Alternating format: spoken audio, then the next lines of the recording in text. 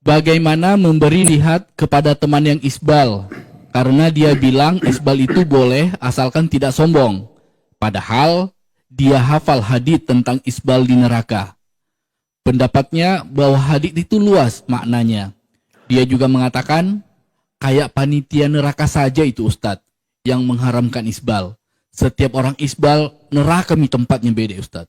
Mohon nasihatnya Ustadz. Bismillahirrahmanirrahim. Alhamdulillahirabbil alamin.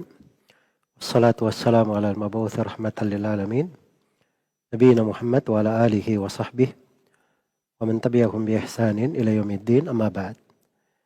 Ya memang isbal itu hal yang ada silam pendapat di tengah ulama. Kalau orang yang menurunkan kainnya itu dia tidak sombong. Bukan maksud sombong. Apakah itu haram atau tidak, atau makruh? Iya. Memang ada dari sejumlah ulama yang membolehkan. Sejumlah ulama yang membolehkan. Tapi yang membolehkan itu alasannya lemah. Ya, dan pendalilannya juga tidak kuat. Itu bertentangan dengan hadits-hadits yang tegas di dalam masalah isbal. Seperti di dalam hadits riwayat Bukhari, ma asfala minal ka'baini fahuwa finnar. Apa yang turun melewati mata kaki maka tempatnya dalam neraka.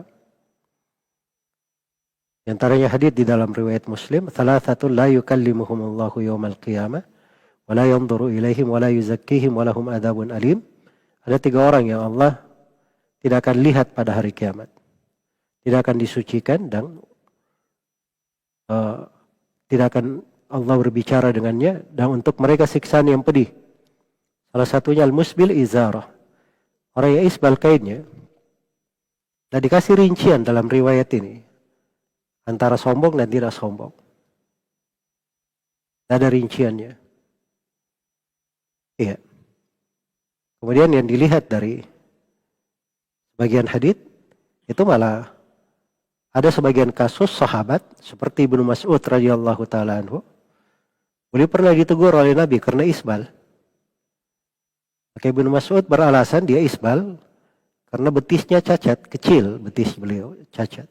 Karena itu beliau malu. Makanya beliau turunkan. Jadi Ibnu Mas'ud ini mengisbalkan kainnya bukan karena sombong, karena beliau malu akan betisnya yang kecil. Tapi Nabi bersama dengan itu perintah untuk mengangkat kainnya sampai ke setengah betisnya. Nah, itu kadar sunnahnya ya, kadar sunnahnya untuk orang yang menggunakan kain. Jadi itu dalil tegas ya. Hanya saja orang-orang yang terlalu memaksakan pendapat bahwa orang yang membolehkan isbal bukan karena sombong ini pasti keliru, itu tidak benar ya. Ada ulama-ulama yang membolehkan seperti Imam Nawawi dan selainnya. Itu dihargai, muktabar pendapat mereka. Tapi yang memakai pendapat membolehkan, tidak boleh berkata, ini mau menjadi panitia neraka, menjadi ini, itu bahasa-bahasa tidak bagus. Mau dikemanakan hadits-hadits Rasulullah yang berbicara tadi itu. Itu ketika disebut ancaman di dalam neraka, itu mimbabil wa'id namanya. Belum tentu orang itu masuk dalam neraka. Tapi ancamannya di dalam neraka, diberi ancaman neraka. Karena orang yang berbuat dosa itu, kadang dengan tauhid dia, itu menggugurkan dosa-dosanya. Kadang dengan amalan yang lain menggugurkan dosanya. Kadang Allah ampuni dia. Kadang Allah ampuni pada sebagian orang. Ya, tapi ketika diancam dengan neraka itu menunjukkan itu dosa bukan sembarang dosa. Nah, itu maknanya. Ya, karena itu kalau misalnya seorang dia hafal hadits, menuntut ilmu, kemudian berucap seperti itu menunjukkan bahwa selama ini dia tidak benar belajar ya. Harus dia perbaiki, dia tata dirinya. Dia tata dirinya di dalam menghormati hadits-hadits Rasulullah, kemudian bermuamalah dengan orang. Kalaupun orang yang diajak bicara keliru, dia harus paham bahwa memang di dalam masalah ini ada silam pendapat di tengah para ulama. Tadi hadits-hadits tentang haramnya isbal bagi orang yang sombong itu jelas sekali.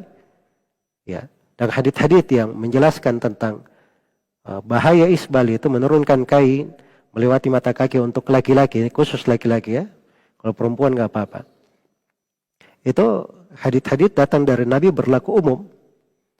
Dan sebagiannya telah kita terangkan, wallahu ta'ala alam.